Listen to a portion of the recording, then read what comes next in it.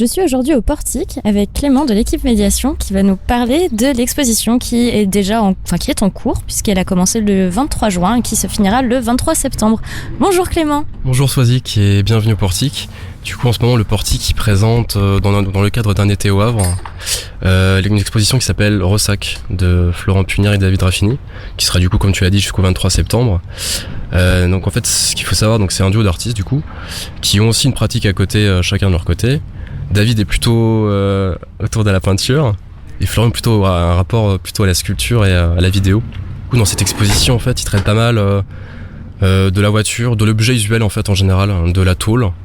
Et ils ont vraiment un rapport aussi sur la création par la destruction. Et en fait ils réutilisent un peu comme ça leurs objets, leurs voitures dans d'autres expositions. C'est-à-dire que par exemple la voiture qui est présente ici au Portique, c'est la 4e exposition qu'elle fait. Et à chaque fois elle a subi en fait des mécanismes qui l'ont modifié comme ça en fait. Donc ce qu'il faut savoir du coup c'est que la voiture c'est une structure non pas de l'extérieur mais de l'intérieur parce qu'ils appliquent un système mécanique à l'intérieur de la voiture qui la modifie, qui la contracte sur elle-même et qui donne un peu un aspect en fait de respiration un peu agonique en fait. On a l'impression que c'est une voiture qui agonise.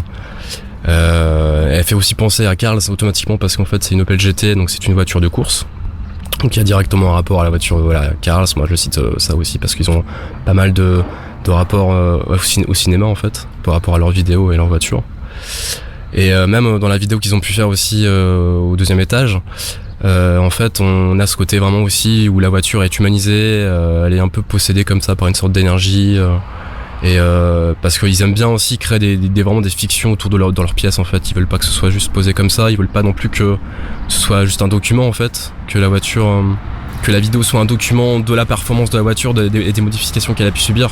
Ils veulent qu'en fait vraiment la vidéo soit une fiction, ressorte quelque chose d'une pièce qui ressorte de ça, qui soit pas juste un document en fait. Dans le cadre de cette exposition, vous organisez aussi des événements, comme une projection qui aura lieu le 25 août. Est-ce que tu peux m'en dire plus ? Alors du coup, comme vous avez pu le dire avant, c'est des artistes qui travaillent vraiment autour de la vidéo et autour de la fiction. Et du coup, durant cette séance, en fait, ça dure à peu près 1 heure et demie. Et ils se seront projetés en fait différents films qui sont pu faire au préalable avec différentes œuvres en fait qui sont présentées. Donc il y a une première séance à 16h et une deuxième à 18h. C'est gratuit et il faut pas du tout réserver en avance. Après ça dépend des places qui seront disponibles à ce moment-là. Et du coup c'est au Portique tout simplement, faut venir ici et voilà. Donc comme ça vous laisse l'occasion de venir voir en plus l'exposition pour ceux qui l'ont pas vu. Et en plus de peut-être profiter aussi de cette projection de vidéo.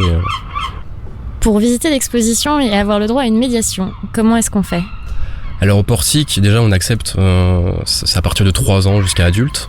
On fait beaucoup de visites pour les centres de loisirs ou pour les écoles de maternelle jusqu'au lycée.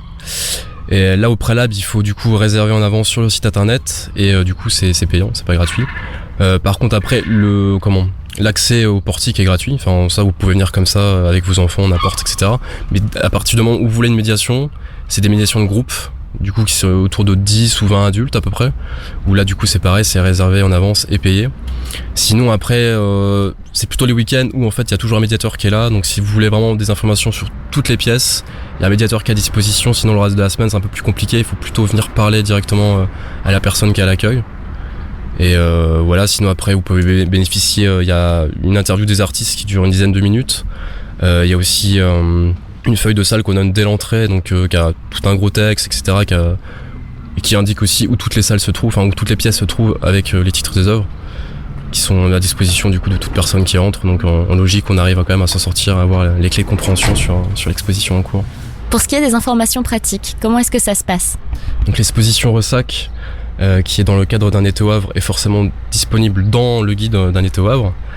Mais on a aussi un site internet à côté où on peut voir toutes les informations, c'est-à-dire au niveau des horaires, au niveau justement même des réservations de groupe, au niveau des événements, les dates des événements, etc. On peut aussi voir les anciennes expositions et l'exposition en cours.